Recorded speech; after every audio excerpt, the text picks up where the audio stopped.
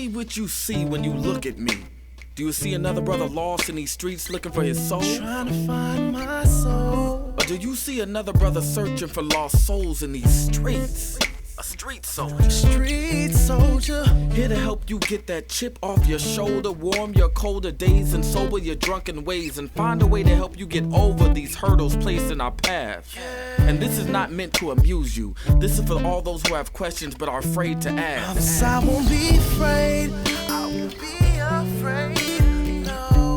When times get hard, you lose your way. Open your mind and hear what I say. This is a message for the hard and the soft. To those who tune in weekly and to those who keep an eye out for 8 p.m. on Sundays and turn their radios off. The truth hurts. The cloth has been pulled. We're walking around half dead. Use this show as your IV. Alive and Free is a new movement. We've achieved self-destruction. A street soldier promotes self-improvement. Streets couldn't be no colder, so I gotta be a soldier. It shouldn't be this hard for me. Even when it seems so hopeless, I gotta keep my focus. I'm glad to be alive and free, yeah. Streets couldn't be no colder, so I gotta be a soldier. It shouldn't be this hard for me. Even when it seems so hopeless, I gotta keep my focus. I'm glad to be alive and free, yeah. Good evening, good evening. This is Lady Estelle and the Street Soldier Crew, and we are back for another Sunday evening with you. Your host this evening is glad to see that we are still here. We are still alive and free. Who is your host? Dr. Joseph E. Marshall Jr. That would be moi. Thank you, Lady E. Good evening, everyone. Happy day before the birthday of the one and only Dr. Martin Luther King Jr., born January 15th, 1929. But we celebrate his birthday on the third Monday of January every year. So it's easy. You know what tonight's show was going to be about. The remarkable, the boy, this man, Dr. Martin Luther King Jr., and let me just say, boy, do we need him now. Let me start with that. There's a group I love called Take Six, and they got a song, If We Ever Need Him, Lord Before, you know we need him now. Well, I'm going to say that about Dr. King. If we ever needed him before, we definitely need him now. And we will get into our questions for you. And you know, we got some good. We really want to go into depth about the wonderful man, what a mighty good man, to paraphrase Salt and Pepper. Right? That's what I call him. What a man, what a mighty good man. So let's say good evening to the crew. Lady E, hello. Good evening, good evening. And hello. Hello, everyone. And I called him last week. I'm going to do it again. Sir Michael. Hello. Hello. All right, let's get the NFL playoffs out the way. All right, 9 is done. You know, what can I say? Seattle just whooped us, and then whooped us some more. So you got to give it to them. You know, they beat us up pretty bad the last 2 times. So it ain't like it was just like, can't call yesterday a fluke. But the season they gave us, as far as I'm concerned, was second to none to overcome what they had to deal with and get to where they got to. But nothing but love for you, brother. Nothing but love. And it's going to be Seattle versus the Rams. People have seen that before. I think it's the 3rd time. I think they split. Did they split in the season, Mike? I think so. And then the New England Patriots, without Tom Brady, are coming back to the AFC Championship against Denver. Amazing. The Denver Broncos, who will be without their quarterback, Bo Nix. And that is our NFL playoff report for you. That's it. Got a favorite, Mike, or you don't care no more? I don't care. All right, I understand. I understand. You know, Lady E, KC's out. Yeah, it don't matter. Casey's been out. I know. Yeah. But And I gotta say, I'm a big Caleb Williams fan, so I was pulling for if the Niners weren't gonna be there. I love Caleb. So what a throw we had today. But in the end, it's getting to the finish line, and we got 4 vying for Super Bowl at Levi Stadium right here in Santa Clara, California. And Mike is gonna sneak in. He already said he's sneaking into the Super Bowl. Definitely gonna sneak in. Right. We got a plan. Mm-hmm. We got about a month to come up with a plan to sneak you in. About 3 weeks. Okay, we'll come up with something. Figure it out. Somebody's listening. We ain't gonna let them sneak in. We're gonna put them in sick. No, if we can do it with them listening, that's even better. I got an idea, but if you get caught, I don't know you. I'm not a snitch. Don't trip. Well, you better tell on me quick. Dr. Marshall, he the one that came up. Nah, we ain't gonna. All right, it is, as I say, Martin Luther King's birthday tomorrow. Just look. Oh, okay. Look, let me get the news in quickly. Hey, what's up, Soul? Let me get you in before we jump in the news. How you doing, my brother? We just did the NFL update. What you got to say? And you can unmute first so the folks can hear you. It was an exciting day for football, exciting weekend for football. Yes, sir. Sorry, Niners fans. But I know I ain't gonna say nothing to Mike. Never mind. Let me just leave that alone. Yeah. But at least we're gonna have the Super Bowl in the Bay. That's even worse. Yeah. And Mike is announced he's sneaking in. Okay. Yeah, it was a tough weekend, especially coming off the high of last week. Hey, yeah, that's how it goes. Yeah, that's you right about that. You gotta be ready for that. You gotta be able to. That's a true fan. Yeah, you gotta be able to take the. With anything, life is like that. I mean, especially with the team they had. I mean, I was expecting anything to happen. Hey man, you gotta be able to handle it. Hey, only one team wins. That's how that's what it is. It's even worse if you would have had all your horses and you would have lost like that. You would have even. It shouldn't have been there. Yeah, exactly. Yeah. So, but the lesson is you gotta handle the highs and the lows. Yes. In sports and in life, period. You Mm-hmm. gotta handle them both. If not, then you will be crushed. Don't get too high when you win. Don't get too low when you lose. Because it's gonna be that way. All right. You said get high. What'd you say? No, I said don't get too high. Oh, got you. My bad. I heard something. I bet you did. He said too high. That's a Stevie Wonder song, Mike. Look that one up. Yeah, well, you see where his mind is, lady, when I said too high. You see that? That's why you need to be here sometimes and just get him right. Just reach across and grab him. Give him the look. Give him the look. No, sometimes he just need to be grabbed. Like, what are you saying? That's what you tell the kids in the class. What are you saying? I think I've got a big hug for Sir Mike. Oh, Sir Mike. Funny. All right, little news. And there is a commemorative stamp out for the one and only Muhammad Ali. That's right. Muhammad Ali Forever stamp, which is, and I like the way you put this, Soul, the ultimate reversal of the government's view of him. All right. Postal officials unveiled a commemorative stamp of the boxing legend Muhammad Ali. All right, featuring a photo of the champ in his fighting prep. And I got these hoodies, and I got hoodies. And it was his birthday. And I got more Ali hoodies. Yeah, Ali and Jackie Robinson, because those are my sports heroes, right? Okay. That is the cool. Postal Service printed 22 million of the Ali stamps, which feature an Associated Press photo from '74 showing the fighter holding up his gloves in a fighting stance.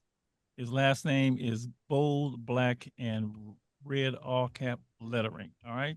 The stamp amounts to a full circle moment for a man once rejected by the U.S. government after he refused military induction during the Vietnam War, a decision that cost Ali his heavyweight title, leading to a boxing suspension and threatened him with prison time. That's all true. He mesmerized the world. Well, anyway, if you want to look, I want a stamp. Okay. Can you they give a limit of stamps or something like that? You can just go get You can order them online when you can't get them at the post office. Yep. The one that sold out.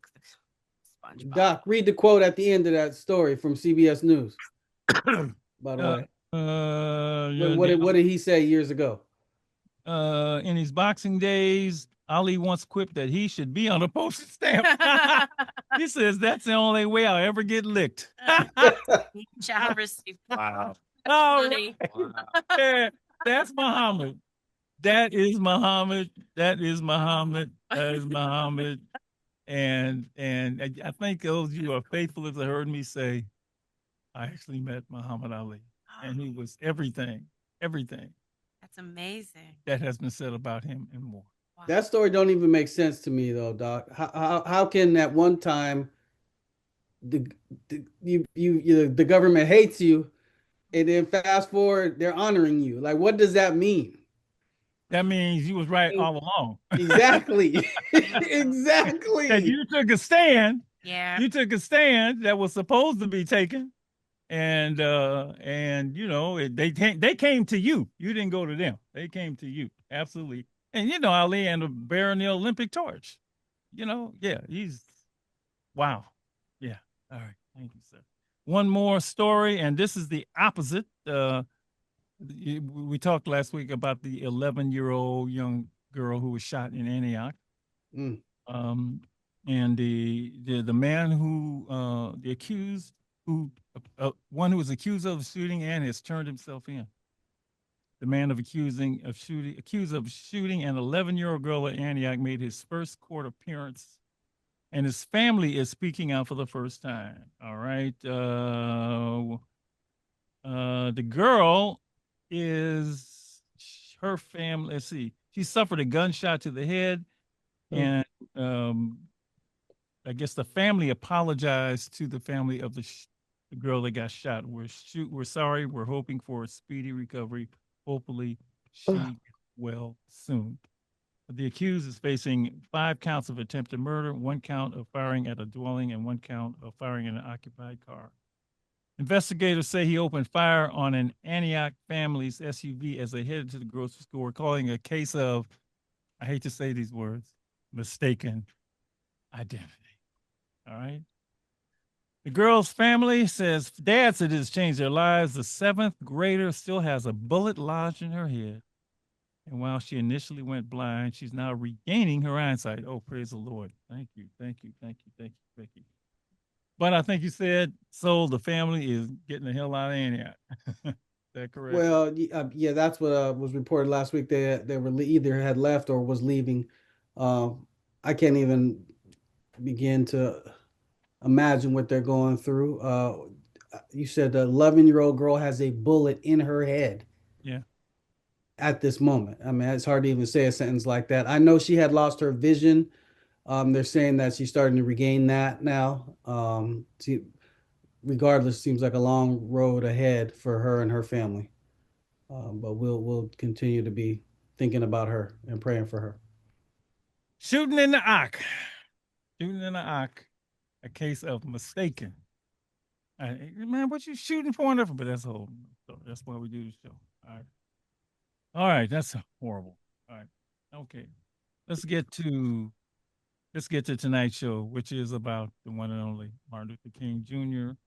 And we're gonna just begin. Just quick. We're in the studio. Say Martin Luther King, Lady E. Say Martin Luther King, Soul. Say Martin Luther King, and say Martin Luther King. Mike, what do you say? What pops up? What comes up to you as soon as you say his name? The greatest American. I like that. I like that. Lady E. Amazing hero. All right. Yeah. I don't know. I guess I have like visions where I just see, right? Like all of those people out in Washington, D.C., right? The Million Man March. Yeah. So he brought the March on Washington. The March on Washington. Yeah. So he brought all kinds of people together. Like he was the one who was able to stand up, be the voice to so many. Yeah. Mike or Phil Mo, whichever you prefer. Martin Luther King. Probably peace, trailblazer. Mm-hmm. Mm-hmm. Yeah. I'll just say for me, what a man. I said before, what a man, what a man, what a mighty good man. But yeah, an ordinary man who did remarkable things, who answered the call, Yeah. and a man. I mean, there's a old movie called A Man for All Seasons, which nobody knows but me because I'm the only old one in here. But he's a man for forever. Yeah. He's a man for forever. Mhm. And we will always need Martin Luther King. And like I said earlier, we really need him now. So, um, Lady E, and we spend really, really quality time with the young people we talk to about Dr. Martin Luther King, who he was, what he did, his legacy, what he means to us, what he means not only to them, but to this country and the world. And Lady, they only know pretty much the sound bite. Free at last, free at last, thank God Almighty, we're free at last, or one day our four little children, blah, blah, blah. We spent a lot of in-depth time on him, showing the complete man that he was and the complete work that he did. Lady E, you want to make a couple of comments on the time that we spend with our young people on Martin Luther King? So we meet once a week, and for the last week and for the next 2 weeks, we are going to be on Tuesday nights for about an hour and a half, maybe 2 hours. We're going to be listening and learning about his life, his journey, things he was exposed to, the things he exposed and revealed to mankind, not just the United States, but to the world, the impact the world had on him, and then he in turn turned on some lights for us. So yeah. We will actually watch a film called Citizen King. Yes. And I've seen the film, I don't know how many times, and it's one of those things, as soon as you hear his voice Yeah. and watch him, I think he's the greatest combination of speaker doer ever. I mean, Frederick Douglass was a doer, but it is written that he was a great speaker, but we never could obviously never speak. But King, I mean, his speeches, every time I hear his voice, something runs through me. It just gives me just, you know. But then he was out there on the front lines.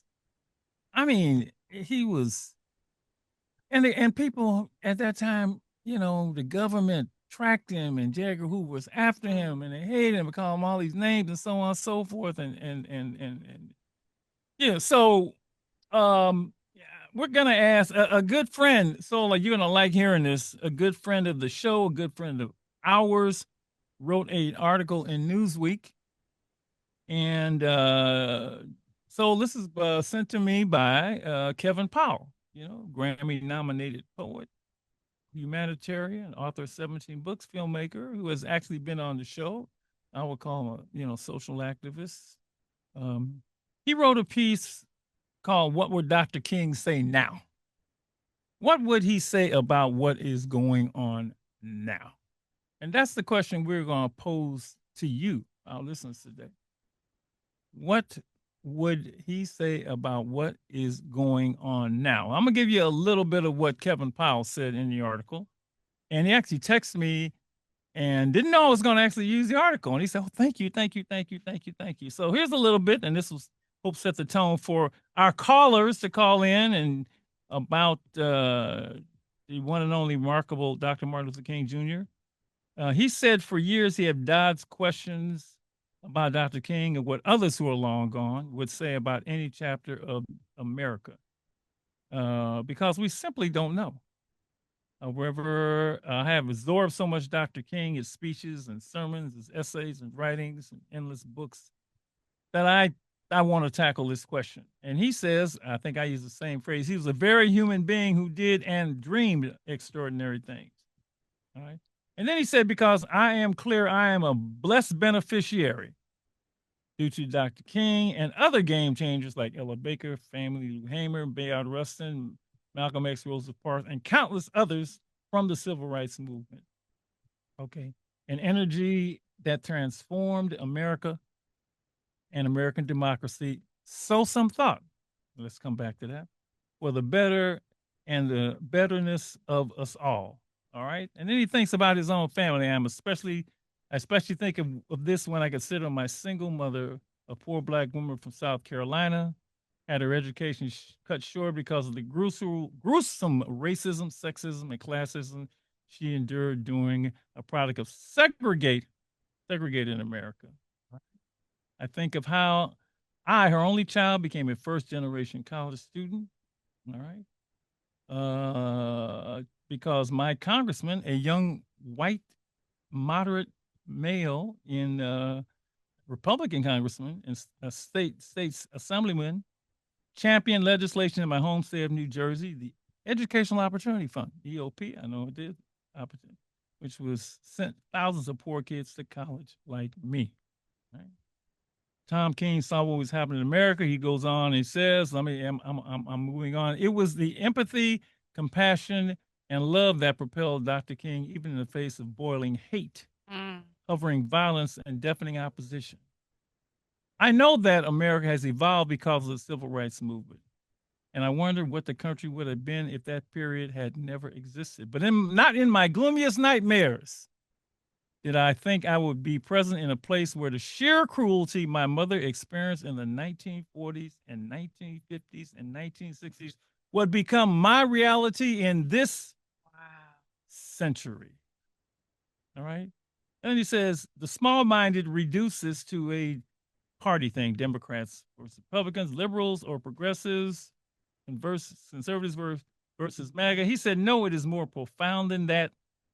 What we're talking about is what Dr. King spoke of frequently in the last days of his life, the very soul of America. What are we as a society, and what do we actually want to be? Or do we care? And are thus willing to rip each other apart over ideologies, over identities. I like the fact that he has taken these words out of it that, I don't like those words. He's talking about human dignity and human life. All right. And he gives, comparisons to the murder of George Floyd with the murder of Emmett Till. He gives comparisons to the murder of Renee Nicole Good with the slaying of the 3 civil rights workers in Mississippi, James Chaney, Andrew Goodman, and Michael Schwer. And he says, Dr. King and others sacrificed their blood to make America better. It is hypocritical to be mad, blunt, to celebrate Dr. King this year or any other year and not acknowledge how far backward, he says, we are racing. And not to own that democracy is not democracy at all until all have chance and full life possibilities. All right, let me stop. You see where he is. Dr. King said in his last night, is it going to be chaos or community? He says, I choose community. I choose love. That's his answer to the question of what would Dr. King say about what's going on now. So I'm going to ask you that, street soldiers. I'm going to ask you that, and we're going to take you in depth as we can in the time we have here in this hour about Martin Luther King Jr. We want to hear from you at 877-955-1061. 877-955. What do you think Dr. King would say about what's going on now? And to sweeten the pot, as we always do, because we think it's so important to learn as much as we can about Dr. King, and has a giveaway for you. We did this last year. Because, we celebrated, we want you to have a Dr. King life, Dr. King perspective. So we got something for you. If you call in and tell us what do you think Dr. King would say now about what is going on, 877-955-1061. Take this giveaway. Let me just say, Dr. King wrote several books. Where do I have my pages? And I can never find the stuff I want to find. I'm so excited about this giveaway, Dr. Marshall, Okay. because you had us read an article or a piece from this book, and it blew me away. The depth and just how relative, or like how what he says is still relevant today, how it still applies. It just showed his genius, his compassion, So I'm really excited Wisdom. to share this book with everyone. He wrote several books. Why can't we wait? Where do we go from here? Chaos, Our Community, A Testament of Hope, Stride Toward Freedom, The Montgomery Story, and the book we're going to give you tonight, Strength to Love. Strength to Love. You are on. Thank you for giving us a call, Street Soldiers. Happy Martin Luther King Day tomorrow. And what do you think Dr. King would say about what is going on right now? He probably turned over in his grave while he alive, if he was alive. Yeah. Everything is going backwards. Yeah, that's the word. Yeah. It's all going backwards. Yeah, that's tough, isn't it? You know, to climb the mountaintop and then slide back down. It's tough. Yeah. Right. But I think as long as we still have breath and air to breathe and we're still alive, we have a chance to turn it around. Absolutely. Once we get this devil out of office. Say what you want to say, baby. Tonight his gloves are off. We're with no radio station. Once we get this devil out of office, maybe we can accomplish what we have. We can put back in place what was already accomplished for minorities, not just black folks, people of color in general. Yeah, yeah. You know, say your name, where you come from. We're going to get you a book. Thank you for your spirit. That is the spirit of Dr. King. That's the we shall overcome and overcome again. You know, tell everybody your name. Mm-hmm. Pittsburgh, California, from the Northern California. We're going to get you a book. You're going to like the book. Really want to thank you for just be king. Find the king in you. That's what I'm going to challenge my folks tonight. Find the king in you. All right. Thank you, hon. Okay. Thank you. 877-955-1061. Give us a call. And got the first book you're giving away, and don't you love it? 877-955-1061. Dr. King talked about the beloved community, the beloved community. I don't think ain't much love going around right now at all. All right, we got another call. You're on Street Soldiers. Go right ahead. Say what your name is, where you're calling from, and what do you think Dr. Martin Luther King would say about what's going on right now in the country and in the world. You Hi, there? this Hi. is Faith. No, go ahead. This is Faith Ziegler Thank- from Oakland, California. Hey, how you doing? I'm doing very well, thank you. Good to talk to you, Dr. Joe. It's good to hear from you, dear. Good to hear from you. What your thoughts on what you think Dr. King would say about what's Well, you know, I've been thinking a lot about Dr. King because I was just in Minnesota, and it is a hotbed there. Oh my God! And we were out protesting ICE after the Renee Good killing. Yeah. And my sister and my nieces are very involved and are doing the training for observing the ICE proceedings. And it is so many people. I mean, it's so many people are out protesting and are committed to protesting the ICE takeover of Minneapolis. It's really, they're going door to door. They're just pulling people out of their houses without due process. They don't have a warrant there. I mean, it's a tinderbox. And I just felt that and I saw the protesters so angry, and the things that they are saying to the ICE agents are not nice either. And I just felt like we need Martin Luther King here now to lead us and to show us how to do a peaceful, nonviolent, but resistance against what is happening in our government today. Yeah. That was, the strongest feeling that we need some leadership. And he was the one. I don't know. We don't have somebody like that today, but that is what we need to help us, save our democracy. What we do have is his moral conscience, right? And there is no moral conscience as far as I'm concerned. And to all of this is, it's not even about people; it's about power, right? And we don't have Yeah. him, his body here, but we have his spirit here. We have his example here. We have his inspiration here. And I think we have to draw on that Yeah. moving forward. And you know what? I tell this to people all the I mean, we say this a lot about, and we know somebody who knows Dr. King, but he talks to Dr. King, he might have been afraid, but he was fearless. He was fearless. Yeah. And this whole thing is designed to make you afraid to say what is your right Yeah. to say, right? So I'm glad those people out It is there. the right to say, but then like you don't need to necessarily aggravate the people I that you understand. are protesting against. Yeah. And I just feel like it would be more effective and it would be less violent Yeah. and there would be less people injured and killed, because I'm very worried that the situation is going to escalate in that area. Well, it escalated at that time in the 60s. Let's say the fire. Sure did. it I sure mean, did. already. Yeah. Yeah. The problem is at that time, the federal government stepped in to rescue. This federal government is the problem. Yeah. but you gotta, yeah. And your firsthand account of what's going on there is really nice to hear.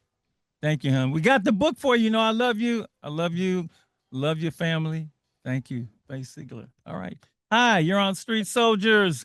Say where you're calling from, what your name is, and what do you think Martin Luther King would say about what is going on now in this country and in the world? Good evening. Good evening. This is Joanna Hernandez calling Joanna. from the Bay Area. Hi, Dr. King. You the bomb, baby girl. You know you the bomb. Thank you. Thank you. Just this whole topic just, really resonates with me and the work that we're doing every day. But, Yeah. I try every day when I walk into those jails to teach the women the key to staying alive and free. But it's so hard Yeah. to be peaceful when all you see is violence around you. Yeah. And the hate in their eyes and what's happening in Minnesota, what's happening in our community, and just and it hits home. It hits home. My family, personally, my family's afraid to travel because they're afraid that they might not be let back into this country. Yeah. And just the way people are doing things violently. We just ended our class because we're getting ready for graduation, but every woman got to read a quote of Dr. King and how it resonated with them. And everything that was read by each woman in the words of Dr. King, they said that those are the steps that they want to lead when they get out of those facilities. Praise. And so I really hope that people, taking the steps of doing things the nonviolent way, but I know it takes a lot of courage and it takes a lot of strength and a lot of, patience, but it's hard. It's hard, Dr. Marshall. It's hard. Absolutely. To not be angry. You can be angry. Yeah. Dr. King was angry. And but that's why it's so remarkable what he did. I mean, he's and he got other people to do it. This is funny, right? Yeah. We were watching the young people and I and Mr. Stellan, we were all and we're watching the video of Citizen King, and it showed the young people being pulled out of high school to march along with Dr. King, right? And I'm thinking, and they had to do what he said. So if you got hit, you got spit on, you got whatever, you couldn't fight back. And I'm saying, I don't know if I could have done that. I'm saying, it's just remarkable. Not only what he did, but he got his followers to do, knowing that they were going to be attacked and go to jail. But let me say, the work you're doing, that's Dr. King's work. Oh, thank you, Dr. Marshall. I ain't playing, girl. I miss you guys. The work you're doing is Dr. King's work. So believe me. We're learning the work from you all, and thank you for teaching and keep teaching us and having this space on Sunday nights to have real conversations that people are scared to have. So you give us that platform to do that. So thank you, and I can't wait to see you guys on the 23rd, and we're going to continue to help people do the nonviolent way and try to get them to march with us when they get out of those facilities. The more and teach the light and free will. You got it, hon. Thank you for calling. We'll see you hopefully at the graduation one more time. All right. 877-955-1061. You're on. Where you calling from? What's your name? And give me an answer to that question. What would Dr. King think about what's going on today? Hello? Hello, you're on.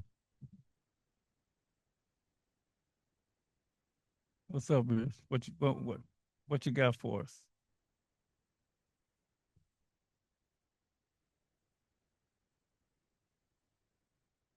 Mm-hmm. Mm. Mm. Mm.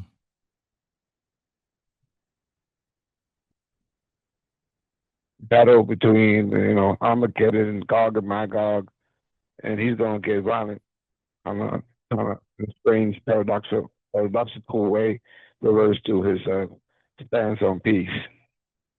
I could see why you would say that. One of his quotes, and he meant so many wonderful things, was, "We must learn to live together as brothers or perish together as fools." That's one of his quotes. Live together as brothers or perish together as fools. So, yeah. All right. Rich, is he gone? Is he back? Is that? He's there. You still there, Rich? No, I'm here. I'm Yeah. there. Yeah, man. I don't think it's going in well. That's all. We're humans. We're animals. Right. We humans, we got some. We're half divine and half beast. It's according to the Bible. Mm-hmm. And how are we gonna get that? How are we gonna separate the monsters that we have in us? The DNA in us and whatever the heck affects us. How are we going to separate that? Yeah, that's a paradox. It's a hard question. I don't have the answer to that. I know that. Estelle, Lady Estelle, where you at?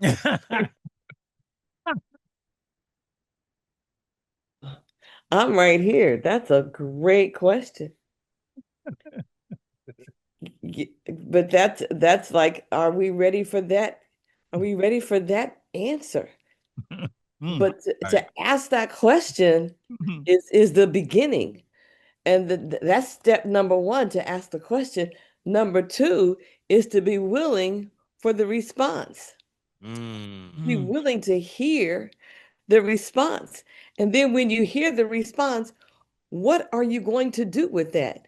Because if it is within you, that is the number one issue that you're questioning, then you are the one that's got to deal with that. And that's something that, or let me ask the question, is that something that we as a people are willing to see, accept, and then address? But you have just hit on something that is long overdue. Oh my goodness, we've been waiting to hear that question. But now, are you ready for the next step? All right. Bring it on. Bring it on. Bring it on. Well, you gave everybody something to think about. You asked Lady E, you asked the ultimate one. I don't know about that, but I'm just saying. Yeah, that was to me. That's what, you just seen my. When they say come that's to you. The question. That's the question. Man. That's the question. 877-955-1061. Give us a call. We got a gift for you. If you answer the question for us, what do you think Martin Luther King would say about what is going on today in the country and in the world? A number of different quotes, and that I like, because most people, like I said, most people just know, I have a dream that one day, right? I have 4 little children, all right? But so many things. There's a short one. We may have all come on different ships, but we're in the same boat now. If a man has discovered something and he will die for, it has not discovered something he will die for, he isn't fit to live. Martin Luther King. Martin Luther King. Martin Luther King. Probably a favorite of those that have read Dr. King a lot, the ultimate measure of a man is not where he stands in moment of comfort and convenience, but where he stands at times of challenge and controversy. Nothing worthwhile is easy. Your ability to overcome unfavorable situations will provide you with time to demonstrate your true strength and determination for success. Always set your standards high. Your greatest achievements lie within the infinite feats you achieve in your life. Only Dr. Martin Luther King would say something like that. Hi, you're on Street Soldiers. Thanks for calling us. What's your name? Where you Hello, how you calling doing? from? And yeah, we trying to find out what would Martin Luther King say about what's going on today. My name is Mark Kennedy. I'm from Vallejo, California. Thank you, Mark. Grew up in the Bay since a long time. Got you. Anyway, he used to say the content of your character, Yeah. not the color of your skin. Yeah. And so we see a lot of stuff going on out here, and our rights are being taken by Trump Mm-hmm. and the ISIS taking Latinos Mhm. without due process. That's right. So he went through a phase of taking our rights away first, and then he started acting on the due process. And I think he's doing it as a revenge because when he was trying to build that wall a long time ago, and then after he lost the voting thing with the last vote and stuff, it's like pretty much like he's trying to get his revenge on society for not voting for him the last time. You know what I mean? Oh, well, I think anybody that knows and studies this, he's trying to get revenge on anybody that opposes him in any way. Yeah. So he's copying. So we have this thing called German influence, and so when Hitler was trying to get rid of all the so-called undesirables back in the Olympic days, I can't quote the year, but it was during the Olympics where he was getting rid of all the desirables, meaning poor people, people that was born lame, people were that wasn't even Jewish. He was getting rid of them too and sending them off the camps and all that, just to make the Olympics look good when other people come into the country.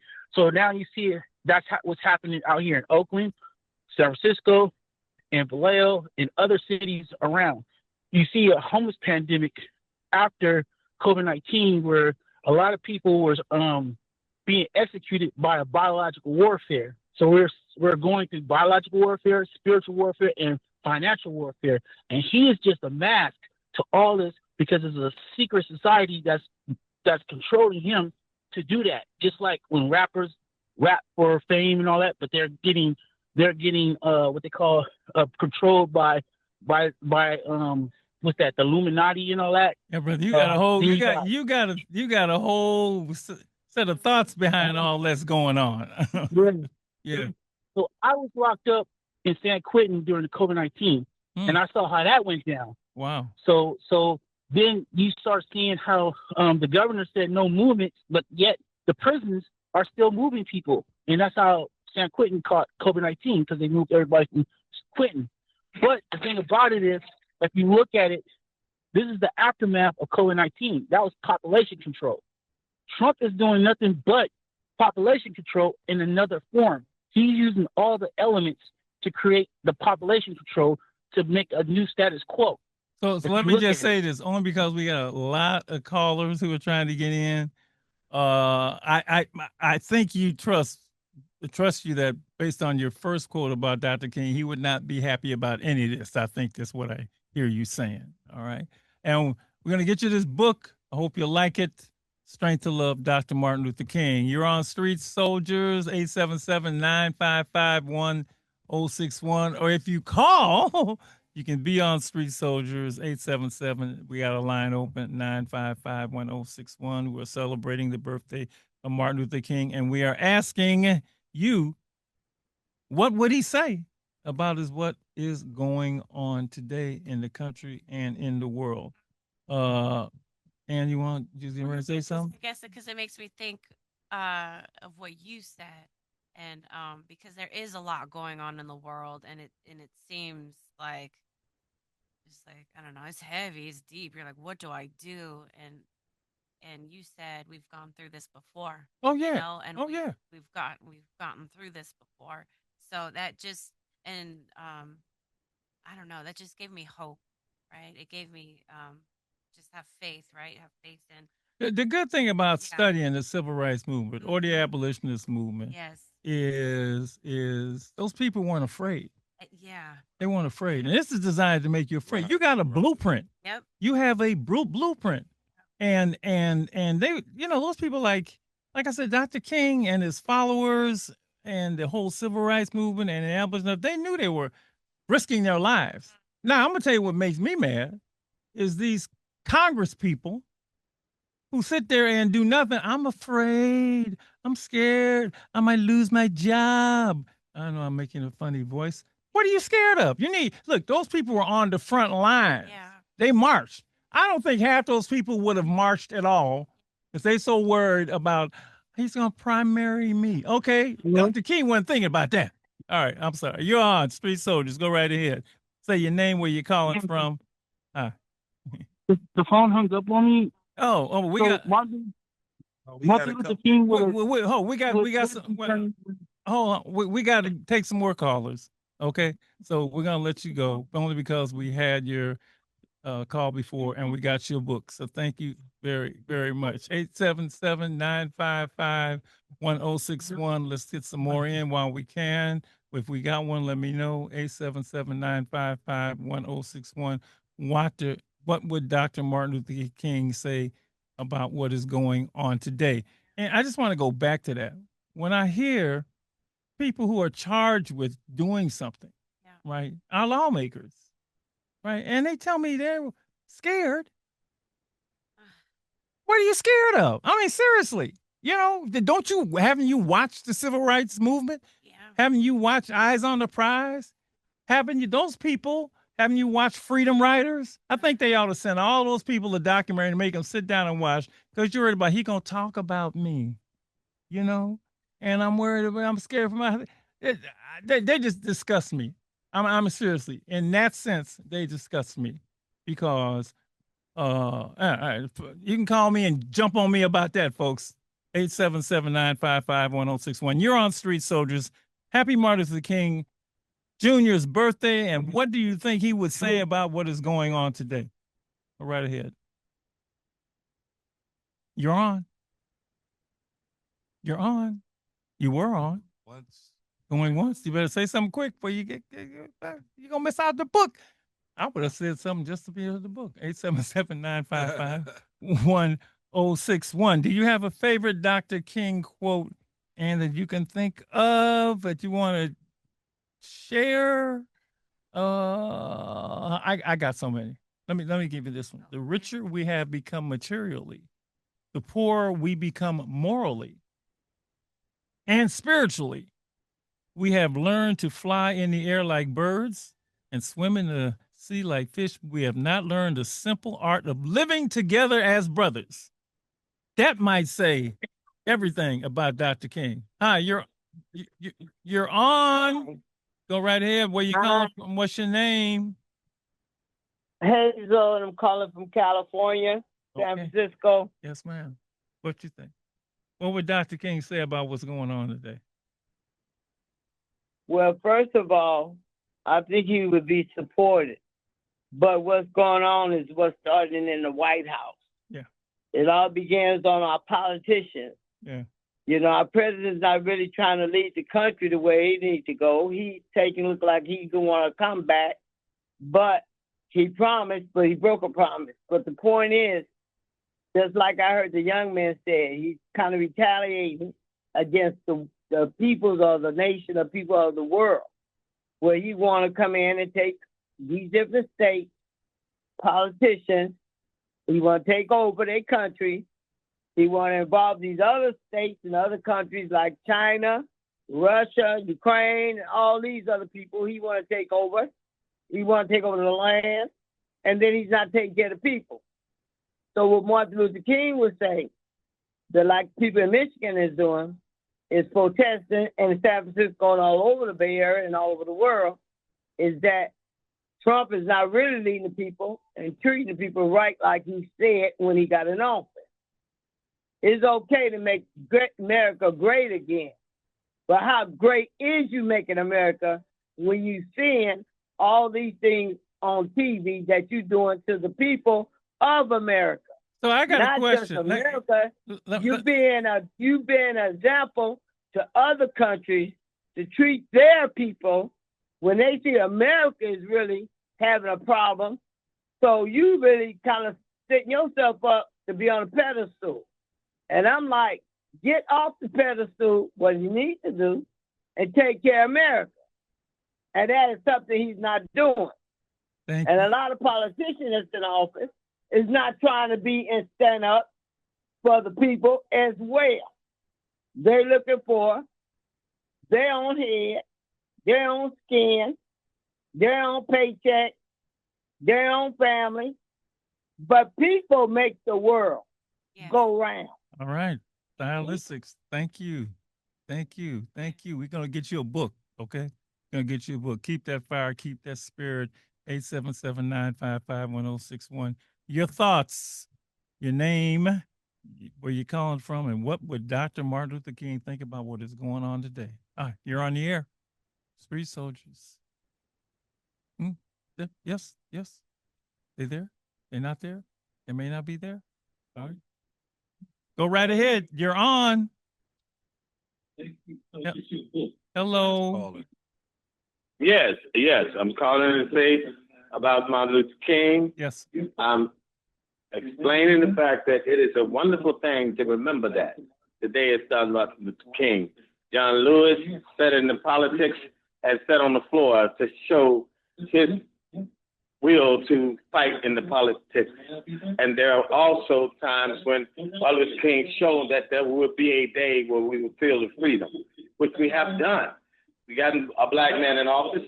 We got so many things accomplished. It's so hard for us to accept the fact that there has been changes. And we have to remember that.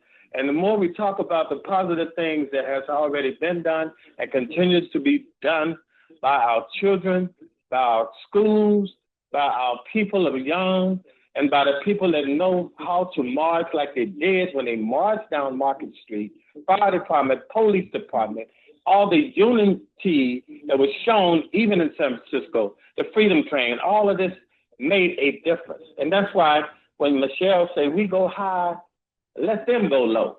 But always remember that we are the people who must show a different part of our life and show that our children must see Martin Luther King in them, Martin Luther King in our sisters, our brothers, our livelihood, and just remember there is everywhere we can express our wonderful gift of knowing what our dream really means. Is to stand up and be who we are. Thank you, Dan. Fight in that way by speaking like Martin Luther King spoke. Thank you. Thank you so much. Find the King in you. Let me mention one other thing about Dr. King. You know, at the end of his life, he was at the March of the Sanitation Workers. He was about economic inequality. Wow. Economic inequality. And that's a big part of it. It's all about the rich and the super rich now, right? Economic inequality. So there is much to be learned from the life of Dr. Martin Luther King, his example, but be grateful. Be grateful for that man. We say the more you know, the more you owe. The more you know, find the King in you, celebrate him tomorrow, celebrate all the things that he did, and look, don't go backwards. My thing is, don't go backwards. And if you want an example of how to protest, to march, to be ever vigilant, look at Dr. Martin Luther King and those that were with him. Okay, we're going to, in the next hour, we're going to introduce you to a good friend of Dr. Martin Luther King, who's going to tell you up close and personal what he was like, what he stood for. We're going to do that and tell him where to go to. That is right. You can go ahead and continue the conversation with us when you head on over to YouTube Live at Stay Alive and Free. And you can always take us on the go when you visit stayaliveandfree.org.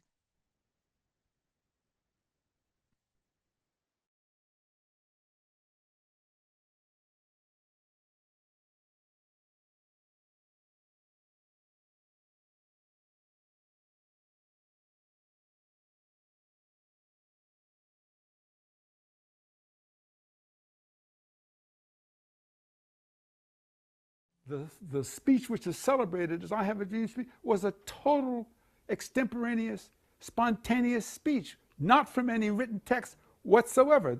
What I describe in my book is that Martin King had the ability, using computer analogy, he could speak in real time, and while he is speaking in real time, he could mentally cut and paste and insert in his extemporaneous speech the texts of things that he had either written or spoken before.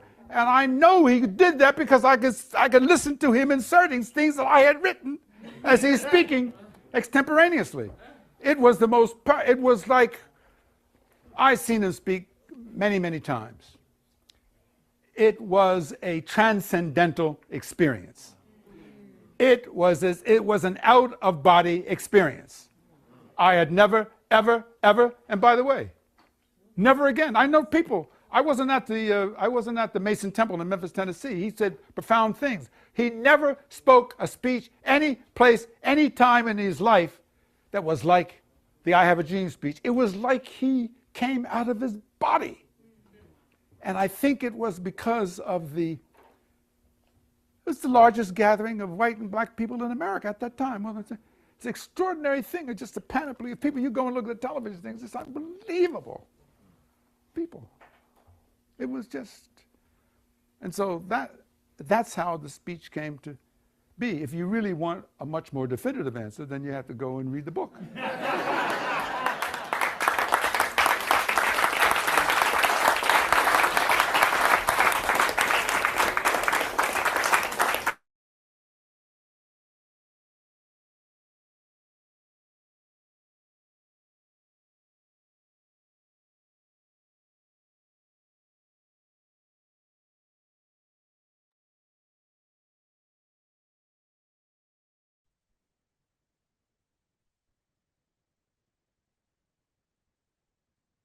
Hour number two, alive and free. Street Soldiers Radio. Wonderful first hour. From our callers, our listeners, answering the question, what would Dr. King, Martin Luther King, say about what is going on today? Tomorrow is the celebration of his birthday.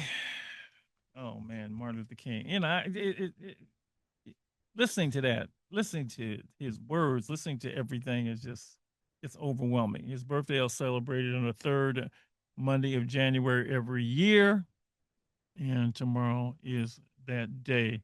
We were fortunate to meet someone who is, I mean, Dr. King's inner circle is pretty much gone now, right? There are very few of them left, those who were with him in the days of the work that he did. One of those who is still with us is somebody who I met several years ago. And I remember the day it happened, and I was at a gathering of some gentlemen, actually down in Palo Alto, and they said, Dr. Marshall, Dr. Jomo, would you like to meet Dr. Clarence Jones? I said, sure. And I said, he was Martin Luther King's lawyer and speechwriter. And I said, what? And I had never heard of him. But then, we talked about, he wrote the part of the I Have a Dream speech. And he was his lawyer. And I remember meeting Clarence B. Jones that day and sat in AWE, all of him, and Lady E, all of him. And I just had so many questions, and he had all the answers. And then I just sat and listened, and, it was just, I just can't explain. Right. He says, you were there? Yes. I was there. I helped get him out of jail. I marched with him. And I just felt, so we became very good friends. Very good friends. Did a lot of things together. One of the things that we did together was have him appear on this show several times. And we also had him come to speak to the young people at Alive and Free Omega Boys Club. And I can't tell you, they were like, if I was in awe, they were in, I don't know. I mean, it was like they could touch, it was like touching Dr. King, Yeah. but it wasn't Dr. King. But it was Dr. King because Dr. Clarence B. Jones channels Dr. King 100%. And I just, you know, Lady E's met him, and you've met him, and he's still here. I think he's 93 or 93 now. Wow. He actually is the Lady E. Why don't you quickly say your thoughts about Clarence B. Jones and Dr. King's lawyer? I mean, just I say that like what a privilege, and I'm gonna do something real quick. One of the things that I'd like to say about Dr. Jones is how the impact that he had on the young people at Alive and Free. See, Dr. King is legendary, historic. I mean, we celebrate him every year, even though getting that to happen was a huge deal. But when Dr. Jones walked in the room and began to speak and tell stories, everybody's jaw hit the floor because in that moment, Dr. Martin Luther King was more than a story. Mm-hmm. He was more than history. He was a real person. And there was another real person telling stories about this man that we've heard so much about and how he became real at the hands and words of Dr. Clarence B. Jones. That was like the most amazing, powerful, when history becomes alive and real right before your eyes. And that was the impact that he had and continues to have on anybody that he sits with, anybody that he talks to. It's like, oh, you mean Dr. King is not just history? Because history, in so many cases, is just a story. But Dr. Jones made that story real. He's written a couple of books in his own right, and I don't have the titles in front of me, but one of the books is on the day of the March on Washington, and the stories of how the speech came about, and the dream. You know, it's all in the book. It's just, you might see some of it here. It's just it's hard to express in words what it's like sitting with Clarence Jones and hearing about Martin Luther King, and it turns out he, you know, knew Malcolm X, and he was involved in the Attica uprising, and he's got his own history. He is just the latest thing, Ann, is they have just made a short film about Clarence B. Jones, Dr. Jones, which will premiere at Sundance. Wow. Which will premiere in Sundance. That's awesome. And he has developed a very close relationship with none other than Steph Curry, the Warriors shooting guard legend. And this film is actually, I think it's being produced by Steph. And of course, we had him up at my alma mater, USF, for years. So, yeah, we can't give you Dr. King in person, but we can give you somebody that was his confidant, is that the word I'm looking for? Who, when you hear about the letter from the Birmingham jail, who was the one that smuggled the letter from the Birmingham jail out of the jail, because the only one that could visit somebody in jail is your lawyer. All these stories about Dr. Martin Luther King are part of Clarence Jones' living and breathing legacy. So we invited him onto the show Or maybe we didn't. I don't know how we did. And we had our kids. What did we do, man? How Hold did on, we hold do on. this? How did we Before do? we do that, Yeah. I'm gonna take us back to what Miss Estelle was talking about. Yes. And we're gonna step into the classroom. Okay. When Dr. Jones visited our student. All right.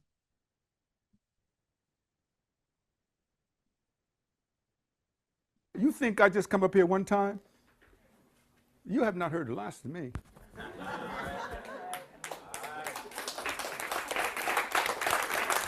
Listen. You know what I told Mr. Marshall? I'm going to tell you what I told him. I said, if he didn't exist, I would invent him and create him. That's what I told him. And you know one of the reasons I'm here is that I'm a wordsmith. A wordsmith, I take words literally. I mean, I use words like an artist paints a canvas. The more you know, the more you owe. So I said to myself, damn, I know a lot. You know, I mean, I really know a lot I've gotten from this journey. But the other side of that means I owe a lot. So I'm not going to let him be in San Francisco by himself, and I'm going to be down in Stanford talking. No, no, no, no. We're going to do things together. Okay? Because I want your brother and your sisters and your friends and so forth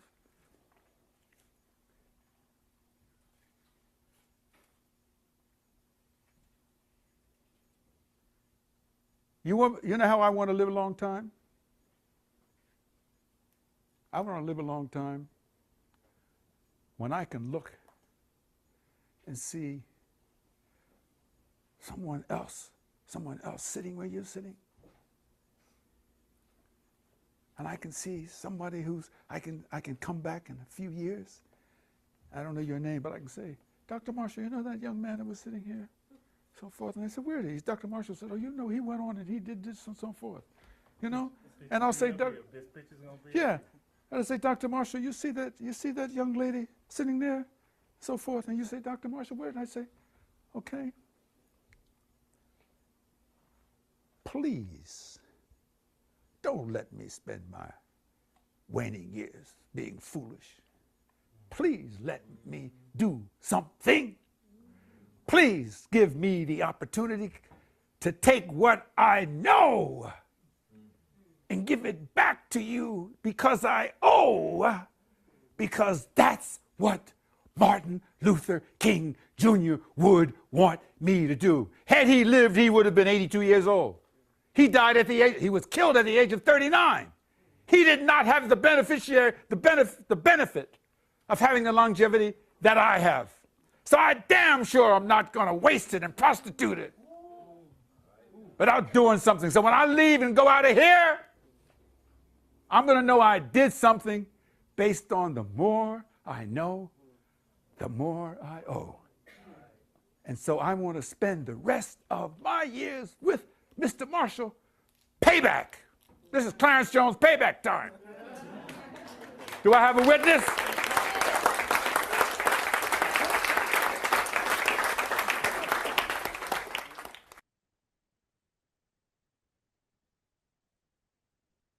A special evening, a special evening at Omega Boys Club, Alive and Free Omega Boys Club.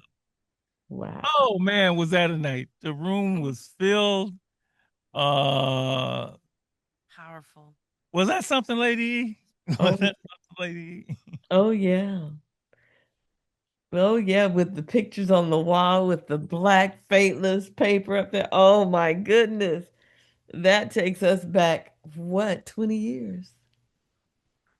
And to hear him use the more you know, the more you owe, you know, Mhm. like to know that his mission and your mission and just, oh, beautiful, powerful, important work.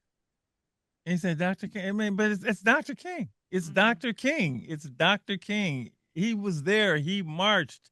He was with him. He helped him through everything. He was his, his lawyer, right? He got him out of jail. He smuggled a letter out. He wrote the first 6 paragraphs of the I Have a Dream speech. He's got the story of, when Martin Luther King was doing the speech and he got to a certain point and he tells the backstory of Mahalia Jackson being off stage saying to Martin Luther King, "Tell him about the dream, Martin. Tell him about the dream." She was right behind him. She was up there and behind him and just talking in his ear. Tell him about the dream, Martin. Tell him about the dream.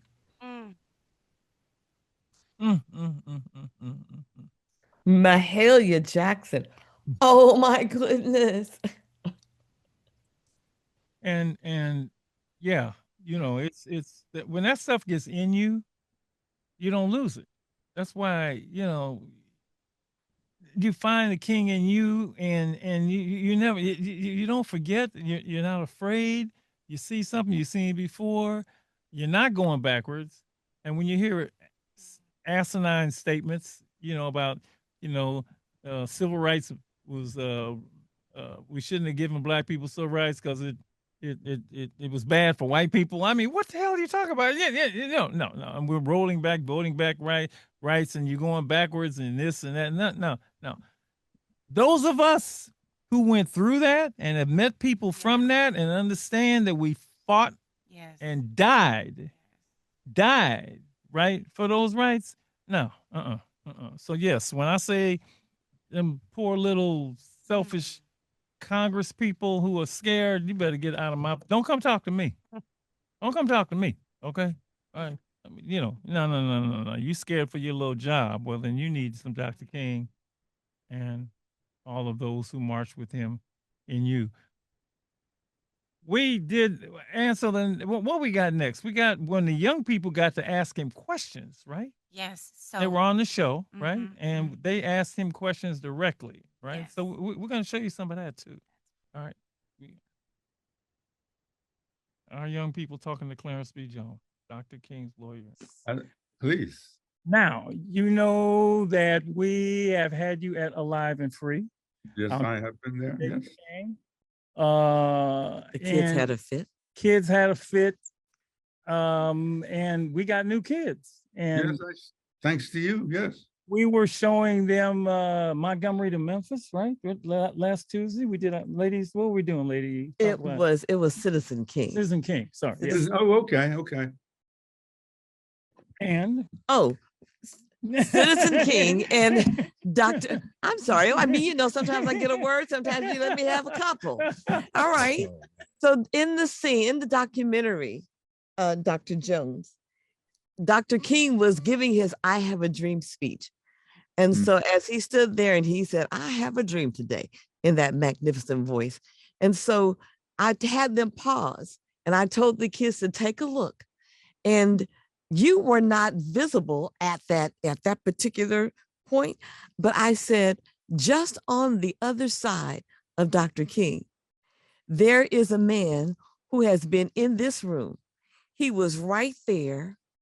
And so they looked at the scene and I said, he was right there. In fact, he wrote the speech.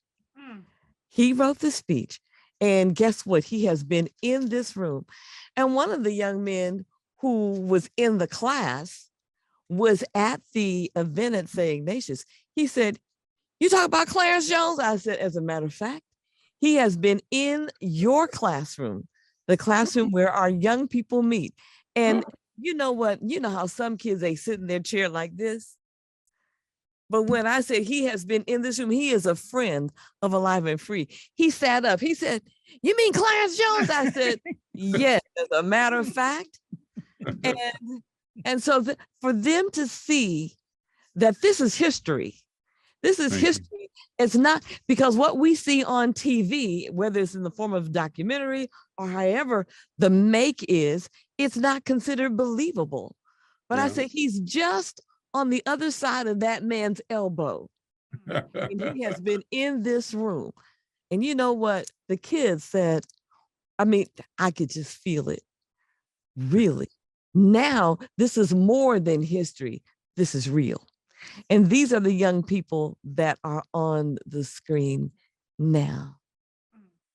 So what I did. Oh, I see that smile, Ari. That's right.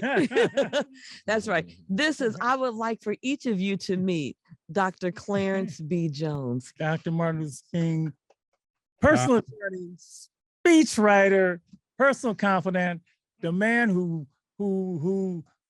brought the letter from the Birmingham jail out of the jail. Okay. The man who wrote the first 6 paragraphs. 7.5 paragraphs. 7.5. See, I better be accurate with Dr. Jones. And he is all of that and so much more. To be able to hear some of the stories, oh my God, that his life, what he's lived, how he's lived, and the people that he has interacted with, the people whose lives he's touched, is just amazing. So I hope you did just like you were asked to do. You've got, can you see him? I want you to get a good look. I can't look, because he's reading. And he's right here with you. I asked them, Clarence, I asked them if you could speak to Dr. Martin Luther King Jr., what question would you ask him?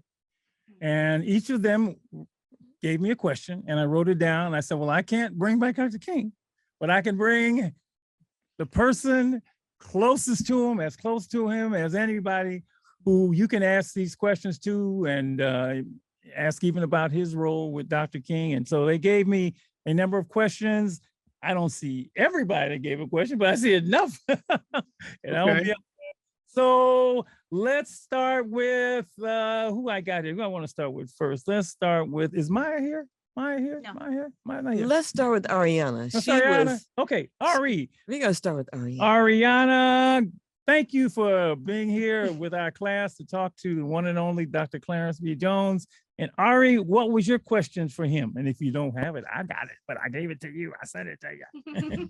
Okay, I'll try to phrase my question as best I did like before in our meeting, but it was like, did Martin Luther King Jr.'s, like, did all of his friends from the very beginning stick with him, even through all like the trials and tribulations? Like, were they by his side, or like who kind of like left him when he was at his darkest place?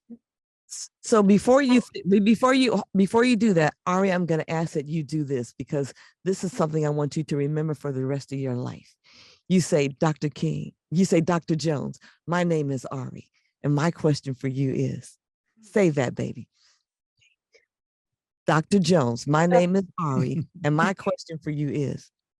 Okay, Dr. Jones, my name is Ariana Grice, and my question for you is, did Dr. Martin Luther King? Okay, yes. I heard you. Okay. I heard your question, ma'am. I think most of the time I can't think of anyone who voluntarily left. When you ask me that question, I mean, you wouldn't know it, but when you asked me that question, the first thing that came to my mind were not the number of the people who left, but the number of people who were killed, number of people who lost their life, who lost their life in the struggle, or who were severely injured. And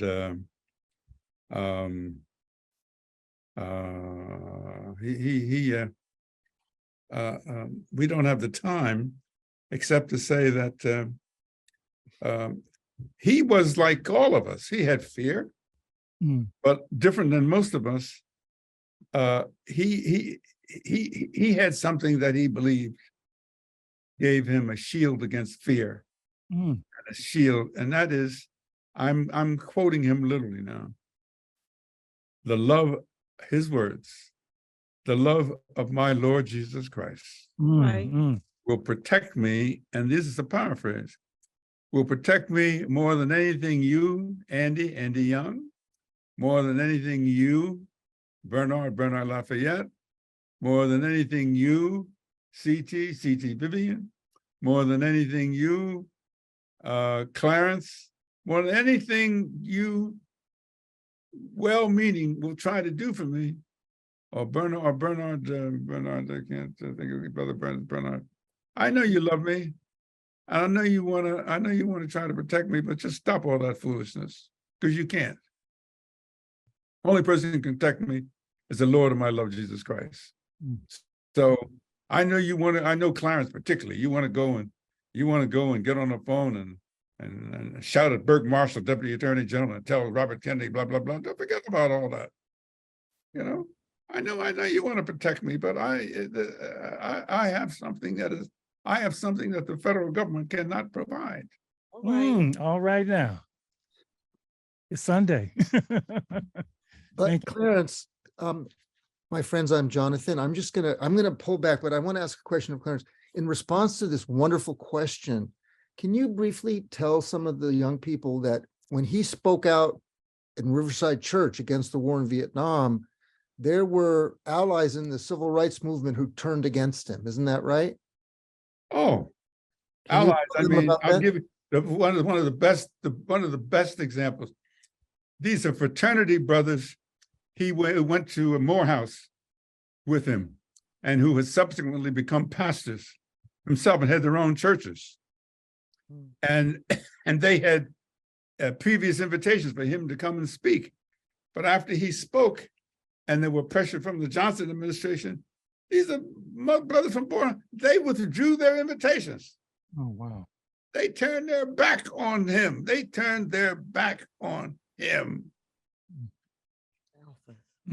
Understand? Yeah. Thank you. Ooh. I had a question. We want to hear from the kid. Yeah. I'm gonna sorry. No, you're right. I'm sorry. All right, let's go. I'm so caught up in what they're saying. Go ahead, Mike. No, I'm just letting you know that we got 4 more minutes till we switch over to the to the Zoom. 4 minutes on radio. Facebook We'll go Live. straight to Facebook. We'll stay right here with that. Yes. Let's go to God. Who wanted to ask me? Evan, are you here? Evan, yes.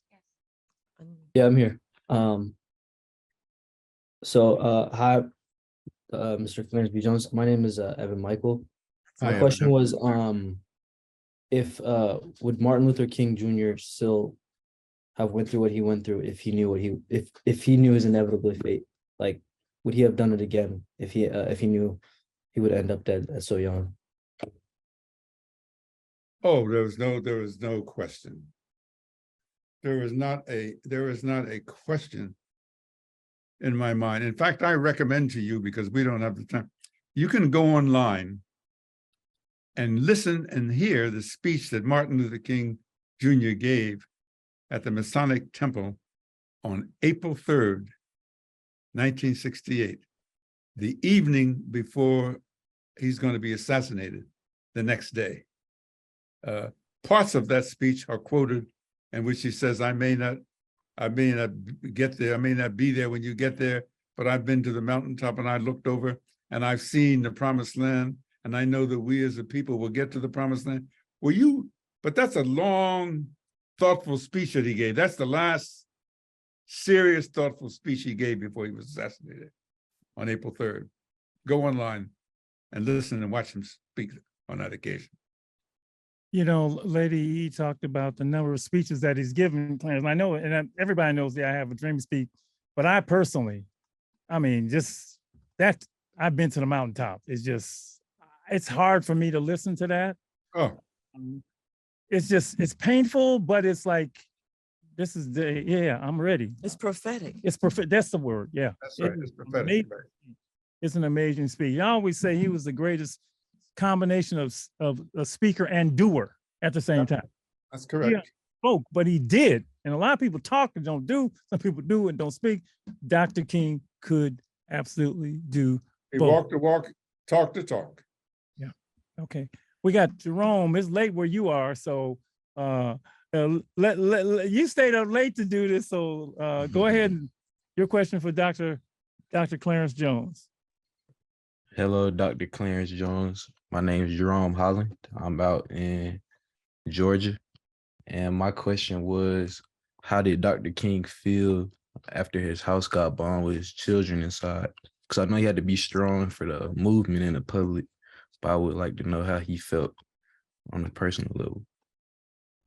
Well, I can, how he felt is about how he told me how he felt.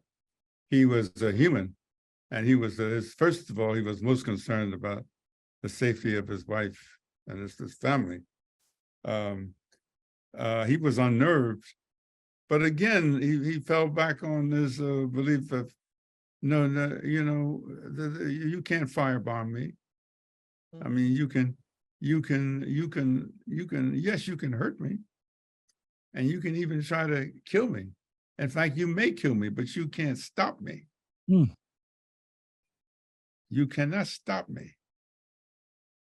I mean, I used to think to myself, like, you know, I mean, he was 2 years older than me. So I met him when I was 29 and he was 31, you know, so, and I'd been in the US military and all that. So I thought I was the baddest thing walking the earth, you know.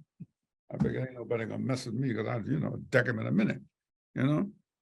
Until I met Dr. King, and I said, Lord, this Baptist preacher is for real or he's crazy. Or a little bit of both. Okay? Because I mean, was he afraid? Of course he was afraid. But he had a kind of fearlessness. A kind of fearlessness that gave you courage. So you either, I mean, in the street language, used to say for real or he's crazy. Gotcha. Now I know that's not a nice way, but that's the way we used to talk. You still talk like He's either real or he's crazy. He's either for real or he's crazy. right. And he was for real. Yeah. Fearlessness that gave you courage. I wrote that down. Yes. I like that. I really like that. A fearlessness that gave you courage. Thank you. Thank you, Ronnie. Thank you for coming on tonight. Let's go to Jasmine. Good evening, Dr. Jones. My name is Jasmine Keel, and I joined Alive and Freeze program through the Giants because I'm a Willie Mays Scholar. And my question for you is, what do you think about the progress that was made compared to his time, your guys' time back then to today? Do you think the world would still be structured like this after all this time? And by like this, I'm speaking on how racism still exists and the acts of hate crimes against people of color. Thank you for your question. We would not be able to look back and ask the question you just asked me had it not been for the leadership of John Lewis, Martin Luther King Jr., C.T. Vivian, Angie Young, and a lot of people. Okay, we are able to enjoy much of the freedoms which we were been constitutionally guaranteed but denied for centuries. We were able to have much of the enjoyment of that because of not only Martin Luther King Jr., but unknown to me, and certainly unknown to you, but hundreds and hundreds of thousands of people that he set in motion, that he demonstrated along with, as I said, John Lewis and others, demonstrated that if you want to have your rights, you got to go out and get them, because you waited too long for somebody, quote, to give them to you. You understand? If you want your freedom, you're going to have to go and take it. Nobody's going to give it to you. Right. What was his famous phrase? Why we can't wait. Why we can't wait. I'm going to ask a couple of young people on here, but I'm going to combine their questions. Maya asked, what made you choose nonviolence over violence? And then Jennifer, I don't think I see Jennifer. Her question was, were there times when you wanted to be violent? Why did what did you do to stick to what you believed and not go against that? That is a very profound question because, as I said, I met him when I was 29 and February 1960. And we were together until I was 37 and he was 39, 7.5 years later. And only maybe 4 to 5 years in the relationship that I began to change. When I began to say, you know what, Clarence, you may think he's crazy, and maybe he is a little crazy, but he's got something that you need to pay attention to. And that is called fearlessness. I had to believe that either he was crazy or he was generally fearless. Now, fearless doesn't mean that you aren't afraid. He was afraid, but he was fearless. And the reason he was fearless because he had something I didn't have. He had an abiding commitment. Ain't nobody gonna hurt him because this Lord Jesus Christ is gonna take care of him. So Clarence, I know you love me. Andy, I know you love me, and I know you're trying to protect me, but don't get up, don't get on the phone trying to reach Burke Marshall and Attorney General. They can't help me. Because I'm protected by something that they cannot provide. So as I begin to, I was with him like, as I said, maybe into the 6th or 7th year. I said, that dude really believes this. He really believes this. And he turned me around. He made me believe that although I thought I was the baddest thing walking the earth and nobody did, I played football, been in the Korean War, been in the military. But I, not in the war, but I was in military service, trained, in fact, in special forces training. I was trained to kill a man in 90 seconds, 10, 15 different ways. And then I had to say, as bad as I am, and as courageous as I am, my courageousness came from craziness. My courageousness came from a belief that if I could be violent, I could protect myself. Yeah. And then he convinced me, no. Yeah. Greatest act of courage is to be nonviolent. And when I saw that, I said, that's the baddest dude walking the earth. Because he was fearless. Now, fearless doesn't mean you're not afraid. Right. Right. There's a difference. Wow. Ooh. And he shamed me. He did shame me. I mean, he would say, that you're supposed, Clarence, you're walking around with your Rolex watch and all your pinstripe suit and all this so forth. He said, that ain't gonna help you none. That racist don't give a damn about whether you're wearing a pinstripe suit or a shirt. You just a black man, the educated one that he hates more than anything else. Okay. And you better not tell him you're my lawyer because they'll kill you first. That's the way he used to talk to me. Unadulterated. Wow. Yeah. But he inspired me by by first I thought he was crazy. And then secondly, I thought he was like one of these off the road evangelicals. He was so believing in God, he couldn't think. Right. And then I decided that this man, he's neither. This man is the real deal. He is the real deal. Wow. Liam? His courage that enabled me to be courageous. I love that phrase. I actually wrote that twice. That's a great phrase, man. I've heard. Liam. Yeah, hello. Right hello, Dr. Jones. My question, my information is I'm a 16-year-old high school student in San Francisco. That's the thing about me. My question to you is, how did he go through with it? What kept you pushing forward when there was so much hate against you? Well,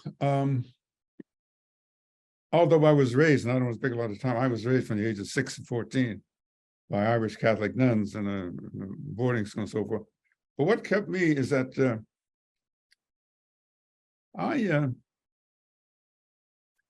first of all, I went to the Juilliard School of Music before I went to law school. So I love music, okay? And I'm a voracious reader. I mean, I could read everything. So I would go back and read about other people in history. And I would say, well, if Joan of Arc did such and such, or so did such and such, and they put the Christians into the lion's den, I'd go back and read about other people who were courageous. And I go back and read about those soldiers who volunteered to be soldiers in the Civil War. Okay. Now I said, now there are some bad dudes. You know, I'm up there, you know, walking around thinking I'm bad. No, I'm not bad. No. I began to have a distant admiration for courage that I either saw among other civil rights workers or courage that I read about. Courage that I read about, you know.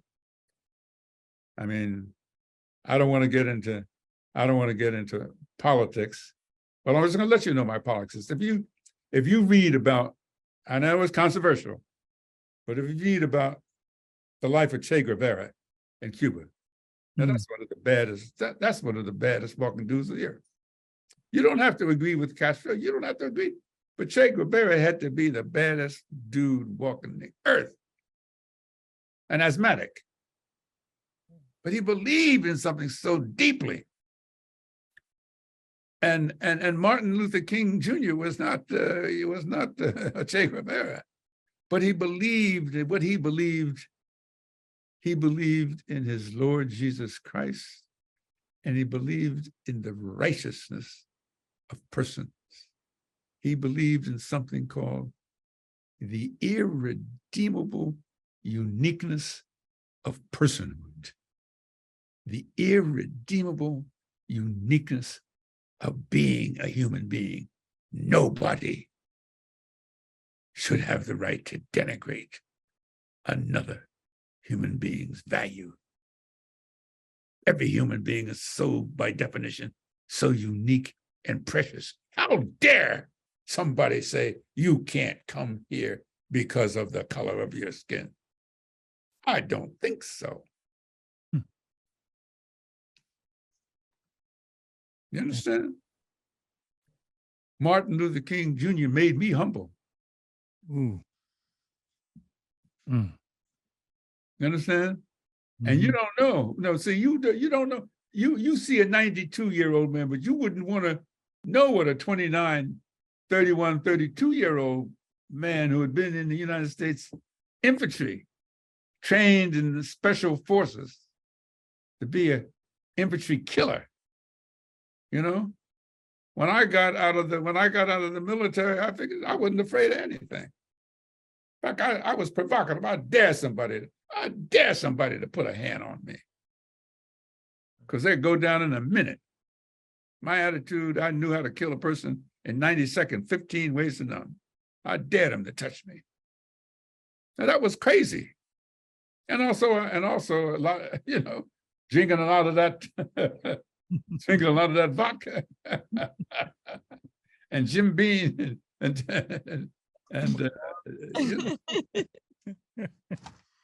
you know, that Tennessee, you know, bourbon. Yeah. That'll get to you. Any other questions? Alexandria? Hi, my name is Alexandria. I am an aspiring engineer, and I had a question for you. Yes. I was wondering about the fact that Dr.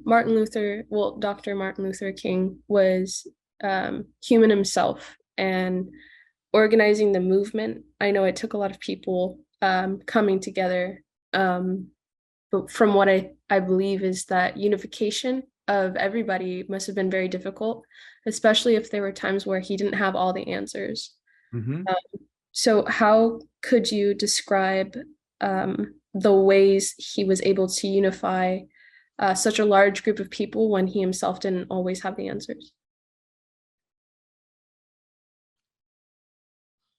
He, I have to go back. He was a deeply religious person. Okay. And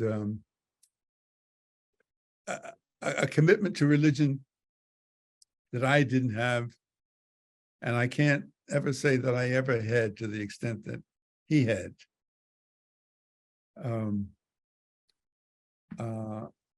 It's very hard for me to say it except to repeat it as I'm going to say to you, and I've said to other people. It may be hard for you to understand, particularly you dealing in quantitative information as an engineer. You know, you either say either Clarence Jones is not telling the truth, or Dr. King was crazy. Well, I am telling you the truth. And Dr. King, yes, he was a little crazy, but I am telling you the courage that he had came from his deep religious commitment. And by the way, you're an engineer. What is your name? Alexandria. Alexandria, you know, it's hard and it's beautiful for me to talk to you because you could almost be the twin likeness of one of my youngest daughter when she was younger. And I'm looking at you and I said, oh, it's like my daughter's talking to me. You look almost like a twin sister. Oh, thank you. Anyway, I hope I was able to answer your question. And you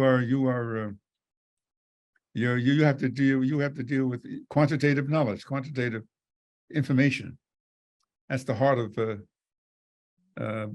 engineering, you know, mathematics and quantitative information. There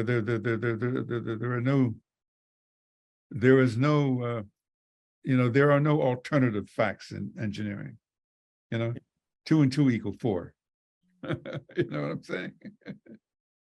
There's not an alternative to 2 and 2 to 4. Yeah, and go ahead. Well, Dr. Jones, I just wanted to share that Alexandria was able to attend the event at USF, and I remember her just being blown away by being able to see and hear you live in person, and I just thought that was. Alexander, you want to say something about the event? Because remember, you were there, and I talked to you for a minute afterwards. You can tell him directly what you thought about it.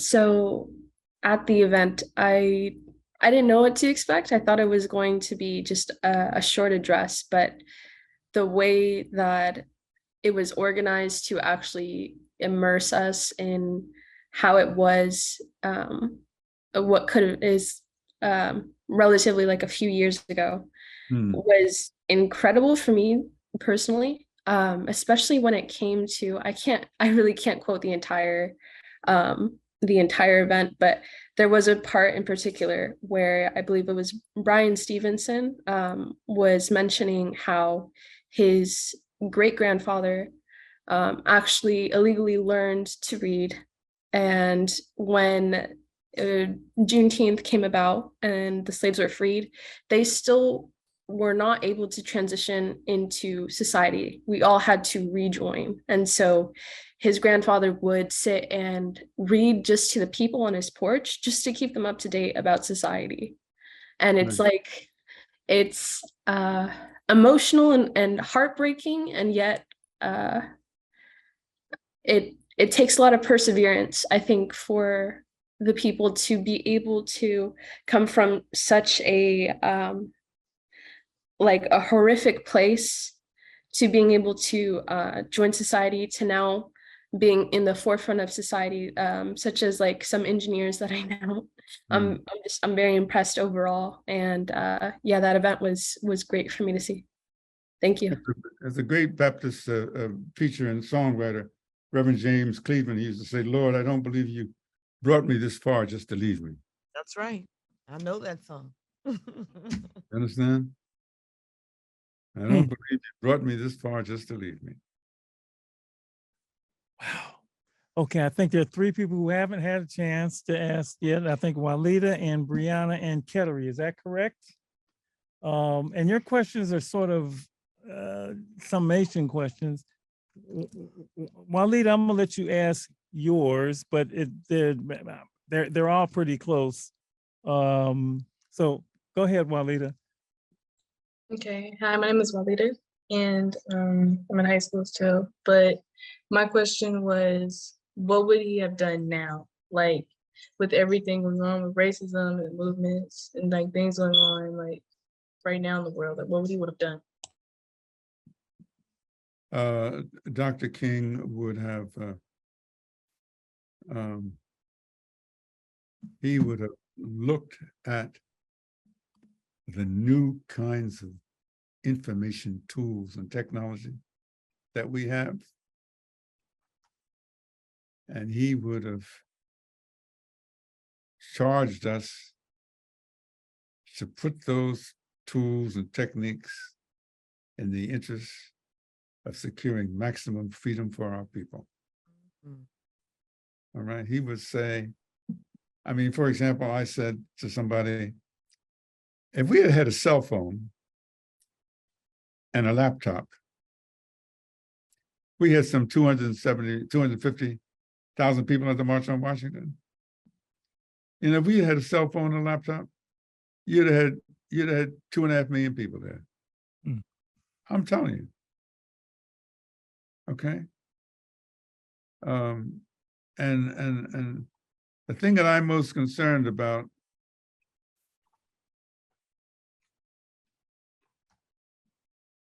I want you to remember that no matter how much quantitative education you may acquire,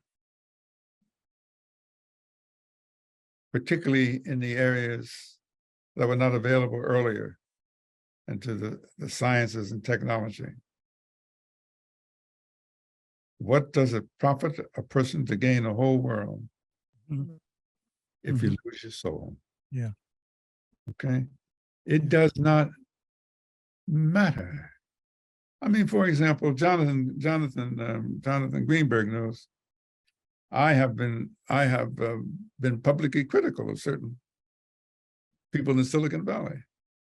You know, that's because I want them to be better than they can be, better than they are being. And yet, having been critical of them, I have enormous admiration and respect for their journey and their commitments. And so for those, anytime I've been critical, Mark Benioff, if I've been critical of you in the past, I want you to know you're a bad dude, brother. Mark Benioff runs something called Salesforce, okay? And he doesn't need me to speak for him. But he is, now that's the technology's brother. He's not black, but he's a technology person with soul. And there are other people like that, like the person at Hewlett Packard, I can't even think of his name now, used to be at Stanford Law School. There are lots of people whom I've been critical in the past, but whom I've been critical as well as applaud, but as I stand back and look at the journey that we've taken, is that we have to reach out to people and try to get them to hear our story and try to get them to understand our condition and try to get them to understand they're not free until I'm free. No matter how much wealth they may have, that wealth is temporary and transitory as long as there are people sleeping on the streets of San Francisco. You understand what I'm saying? As long as we have homelessness and gun violence, and as long as some of the mayors of some of our cities don't get a handle on what I call the black killing fields, blacks killing one another over some nonsense, gun violence.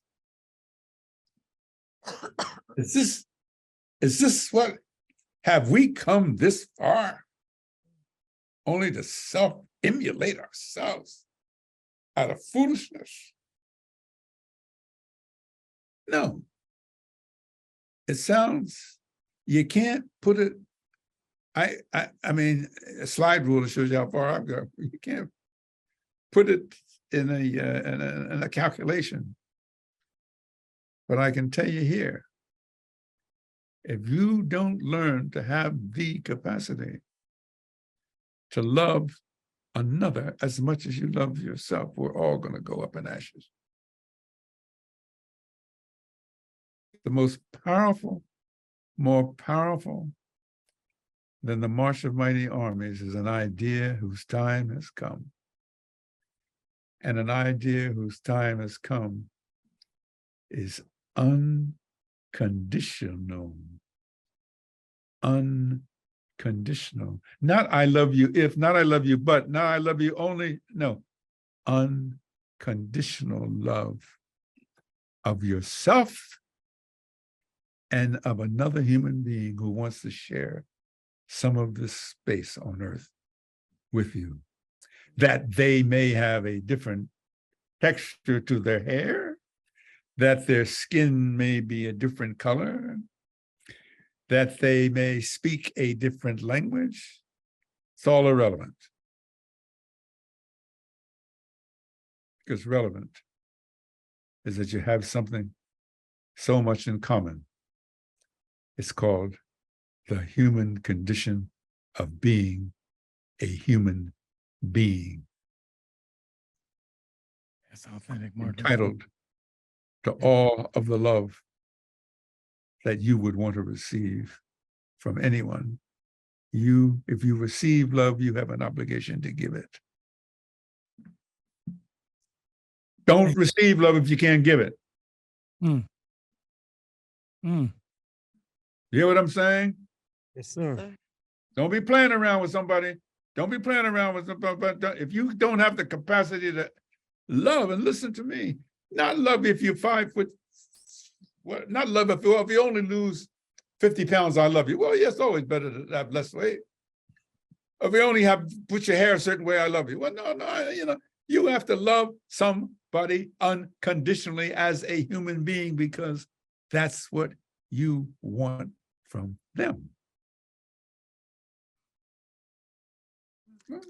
Brianna? If you don't like the texture of my hair, that's okay. I'm not asking you to like the texture of my hair. That's irrelevant. It's not the texture of my hair, it's the quality of my soul I want you to love. You hear me? Doc? Whew, man. Let me get these last two in. They're just And then Mike's got a question. We don't want to leave out his question. Unbelievable. Brianna and Kettering, let's start with you, Bree. And yeah. Go ahead, honey. Hi, Dr. Clarence Jones. I'm Brianna. I'm an artist in San Francisco. Hi, how are you? I'm good. How are you? That was my original question, was how are you? But I saw recently, because Dr. King is trending right now, that he said he fears he integrated his people into a burning house. But I feel like you just answered that right now with what you were saying. But considering the state of the house now, how do you feel going forward? Do we have opportunity for the disenfranchised and the poor that he's deeply concerned about? You ultimately, you may not see it in the immediate next moment, but ultimately, the quality of who you are, your self-worthiness,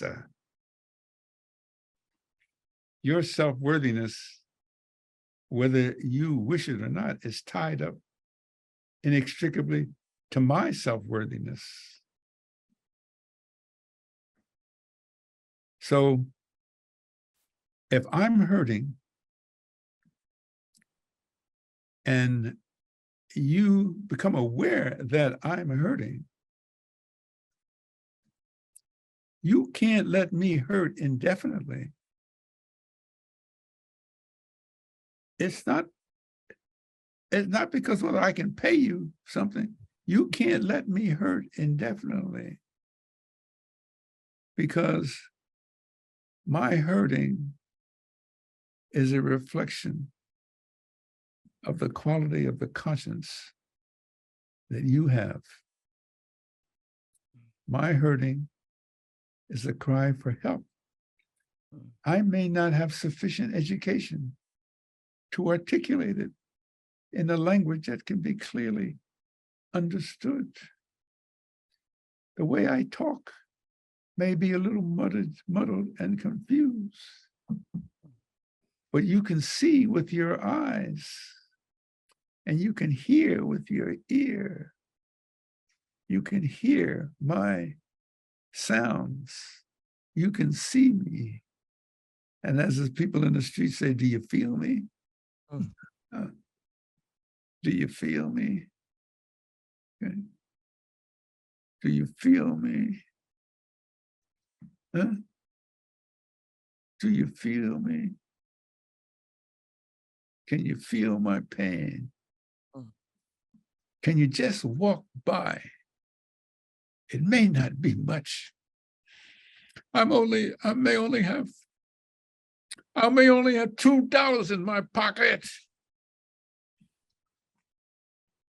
But if I see you lying on the street, and maybe $1 didn't help, maybe I have to give, I have to feel moved to give you that $1. Not for you, but for me. Because that's a statement of the redemption of my soul. That's what people don't understand. Do you hear me? That's right. Every day I wake up, my 92nd year, I don't know how many years I have left, but I know what? Every day I have left is going to be redeeming my soul. And I can't redeem my soul unless I help somebody. You understand? It's a wasted day for me in my 92nd years if I have not helped somebody. It's a fulfilling day for me when I have helped somebody. Symphony, let me get you in, and then I'll get Kettering. Hi, Dr. Jones. My name is Symphony. I'm a senior at University Prep Academy in San Jose. So Okay. for one of my questions I had, did Dr. King ever have this gut feeling like his dream was never going to come true?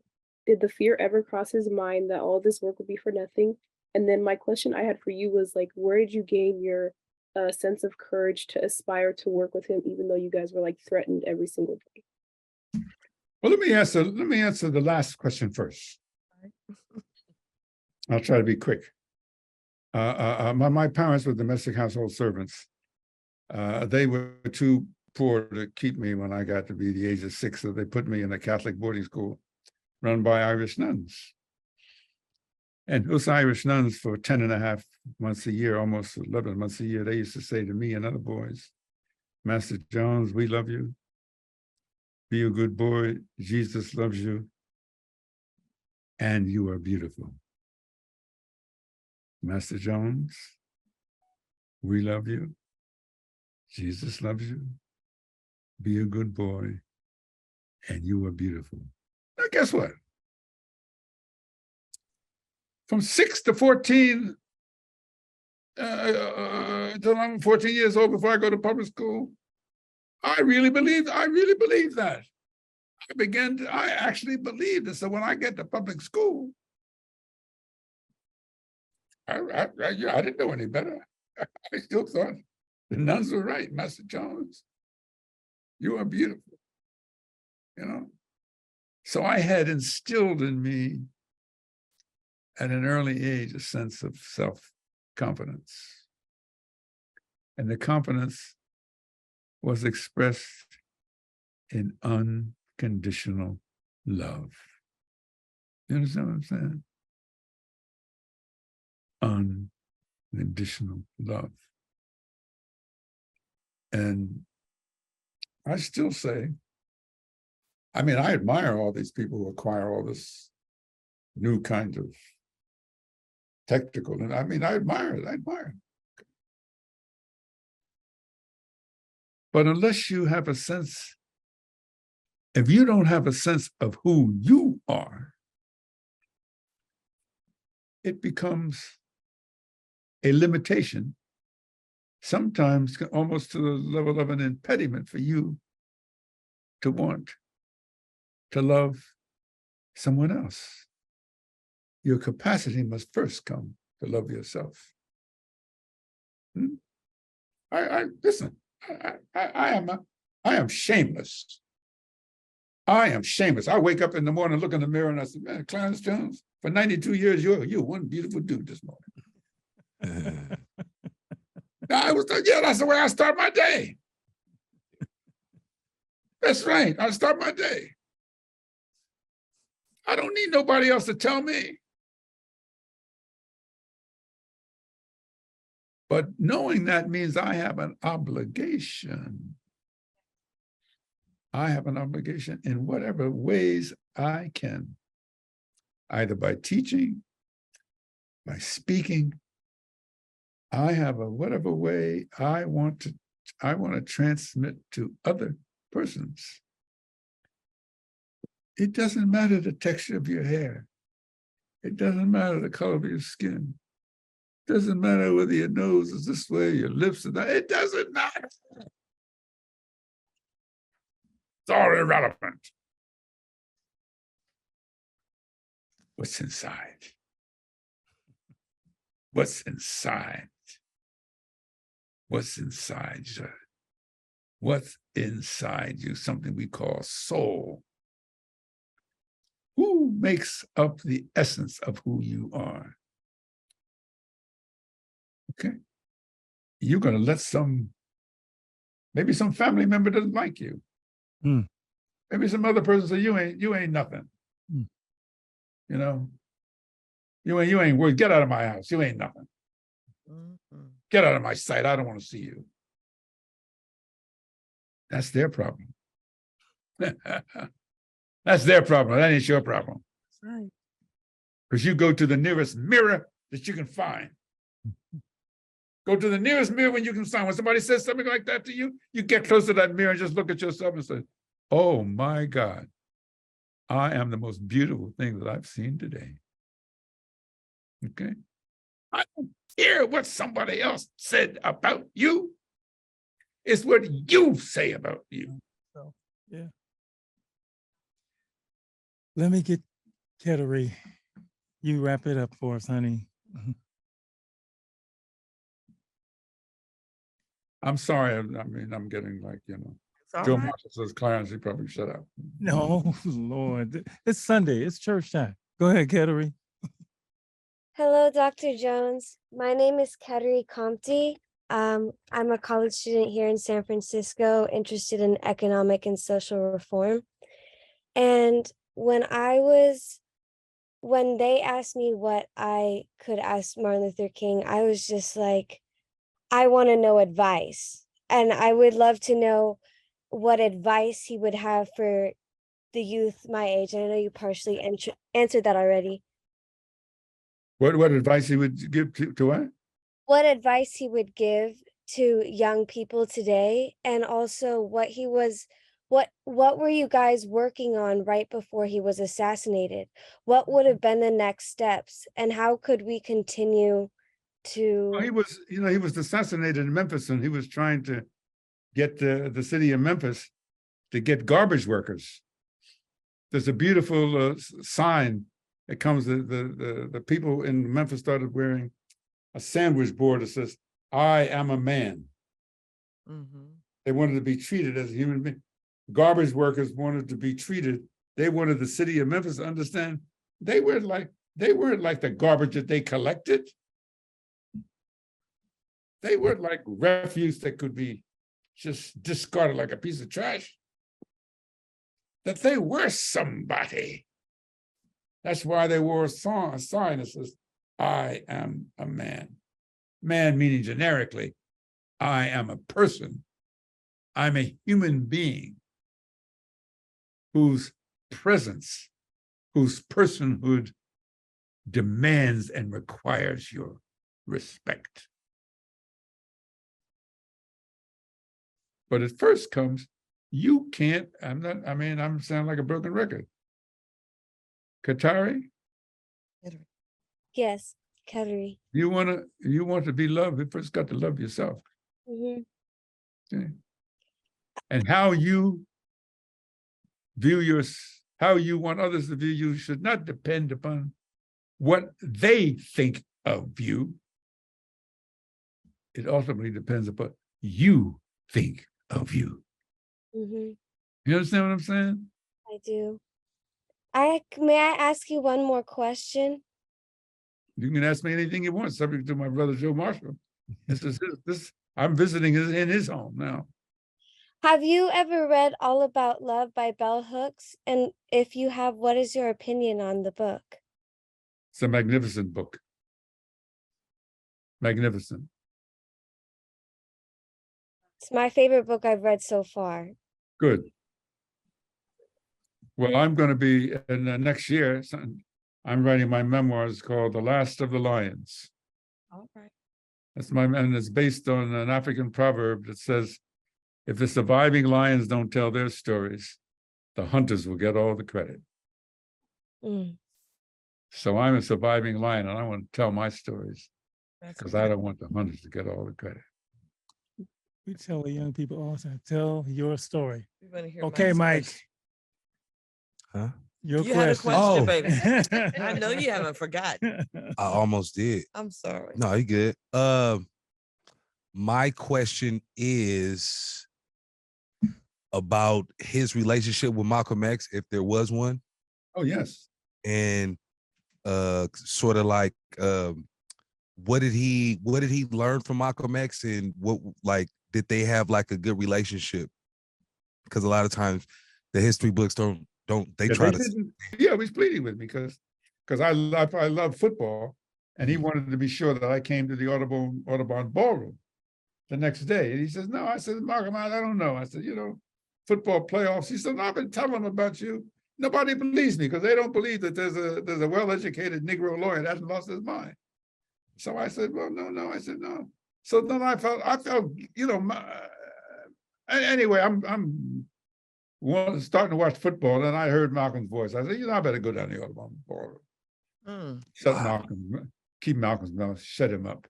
Next time you won't have anything to say to me. And so I'm driving up to the Audubon ballroom, February 19th, I think it was, or whatever date it was. And as I pull up in the Audubon ballroom, people are just rushing out. Wow. I had the car radio on.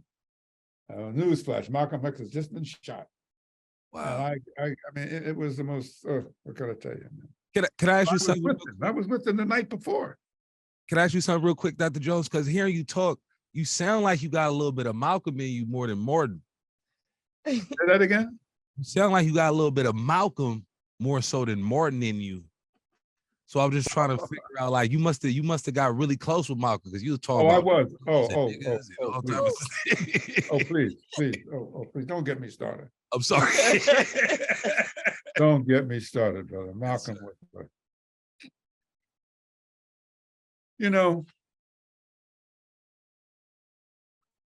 Malcolm said to me, Clarence, I know you tell Martin. I said, yeah, he knows I meet with you. He knows, he knows I'm trying to help you and so forth. He says, I want you to give Martin a message. I said, well, tell me the message. No. I write it down. I said, Malcolm, you don't have to write it down. I don't have to write it down. Just tell it to me. No, I will remember it. No, Clarence, I know you have a good man, but I want you to write this down exactly the way I want to give you the message. So I said, okay, Malcolm, what do you want me to tell you? And the message essentially was, dear Dr. King, when you are speaking to presumably a mostly white audience, and you think you're getting a kind of mixed or maybe an unreceptive reaction, you should end your speech by saying, if you don't listen to me, you're going to have to deal with Malcolm X. That's what you said. No, I've heard him say that. Yeah. Wow. Yeah. And I said, so I gave that note to Martin. Mark, he said, Martin says, I'm not going to say that. I said, well, you do in effect say that. You don't say those words. Right. Many ways, the way you talk, you Yes. suggest that they're going to have to deal with you. Yeah, at some time, that's a whole nother part of Dr. Jones's life, but it's also part of the history. And they were actually working in context without knowing it, and actually were trying to come together at the end. He was trying to facilitate a meeting between Malcolm and Martin. I mean, that's why talking to him was like, it's like, oh, I mean, it's that, crazy. You just got the tip of it. Now, look, I don't know. Clarence, man, you see why I celebrate his birthday every year? I ain't playing. I'm not playing. And you know, I have a couple of pictures in my office that are treasures for me, and a couple of memories. One is I have a picture of me and Rosa Parks, which is like Rosa Parks, right? Right. I met Muhammad Ali when I was in college, and Clarence Jones. You know, I mean, I was Joe, you don't have time, but you know, I was the person who was a lawyer who put the financing for the fight, the Muhammad Ali fight in Zaire together. I was a lawyer.